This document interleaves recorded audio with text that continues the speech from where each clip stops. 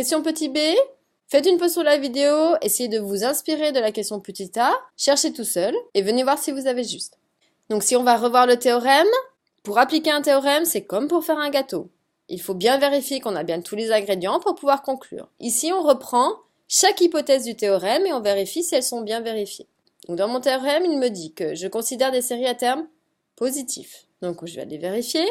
Est-ce que racine de n sur n-1, c'est bien quelque chose de positif? Eh bien, racine de n, c'est forcément positif. Quand n, il est supérieur ou égal à 2, eh bien, n-1, il va être supérieur ou égal à 1, donc bien positif. Donc, positif sur positif, ça va faire positif, quel que soit n supérieur ou égal à 2. Donc, ma définition d'une série à terme positif est bien vérifiée. Deuxième chose, je dois trouver un équivalent.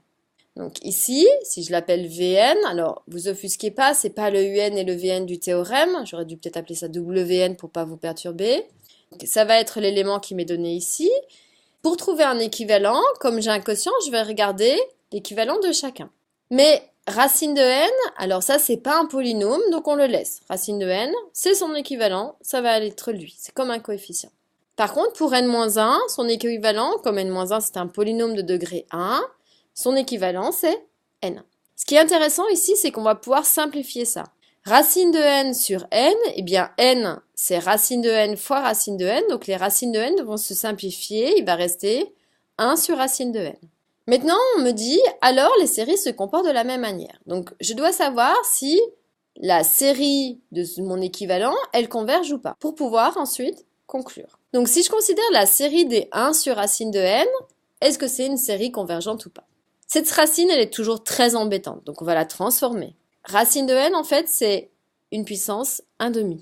Et si j'ai une puissance 1/2, je vois que j'ai une puissance qui est fixe.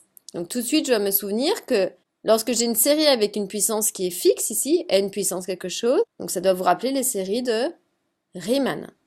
Voici la définition, c'était bien la série des 1 sur n puissance alpha, une puissance fixe. Pour nous, ici, le alpha, c'est 1/2. Le critère de convergence de Riemann dit que si alpha est strictement plus grand que 1, elle converge, et si alpha est inférieur ou égal à 1, elle diverge. Donc on va les voir. Nous, on avait alpha égale 1/2, donc c'est inférieur ou égal à 1. Conclusion, cette série-là, elle va diverger. Mon théorème me disait que si ma série diverge, alors sa copine, elle va diverger. Donc comme la série de Riemann, elle diverge, la série des Vn considérées va aussi diverger.